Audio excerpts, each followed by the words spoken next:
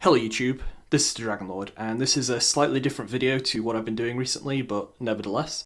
Today I'm going to be talking about everybody's least favourite companion in Baldur's Gate. Or at least he was until the Enhanced Edition. Garrick has always had a hard time fitting into a good party because of his Bard class. The class is based around being a jack of all trades. You have some fighting skills, some spells, and some thief skills, but the catch is that pretty much everything Garrick can do, someone else can do better. You want melee damage, Minsc does more. Ranged weapons, Kivan's better. And you're going to be outplayed by any mage or thief for their respective skills. This is particularly a problem when your parties are allowed to be as big as 6, meaning you have space to choose specialised companions. Garrick can be found in Beregost as early as Chapter 1, and is very easy to acquire.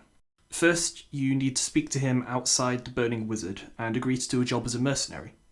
Here you will meet Silk, who wants you to kill some people. Despite the fact that Garrick's alignment is neutral, he will only be willing to join you if you make the moral choice and refuse Silk's orders.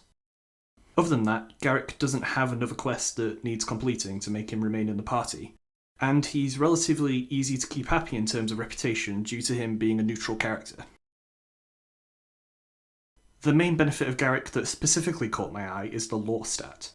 Lore is an ability that increases with each level and at certain points allows the character to identify magic items without having to use a spell or a scroll.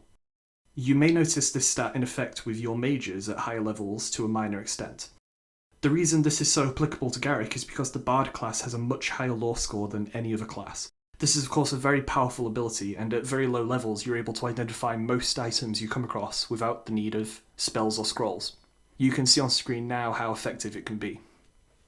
Now, we can't have a companion who does nothing but identify taking up precious space in our party, so there needs to be a way for Garrick to be useful in combat as well. He is capable of using spells, but has less slots than most wizards, so I wouldn't recommend focusing on that aspect of him.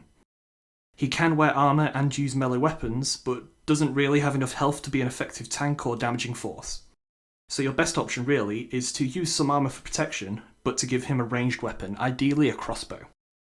He won't be your heaviest damage dealer, but will support the group extremely well, and can pick off stray adds with ease. More than this, bards have a musical ability that can be used instead of actually fighting, which will buff the rest of the group with increased morale and luck, meaning you have two options for how to use him. As I previously mentioned, Garrick is neutral, and so can be used with any party, but I found one set of companions in particular was a perfect fit for him. For this party, my character was a fighter designed to act as a primary tank. Then we have Branwen, who will be acting as a healer and a secondary tank. Immerwin will be our main archer and thief. Minsc will be a main force of melee damage, and finally Dynahar will be our main mage. Garrick fits well into this group as a support unit, helping from a distance with ranged attacks or his buff ability. So that's everything I have to say. Thanks for watching. I'm currently trying a few different video ideas, so be sure to let me know what you think in the comments.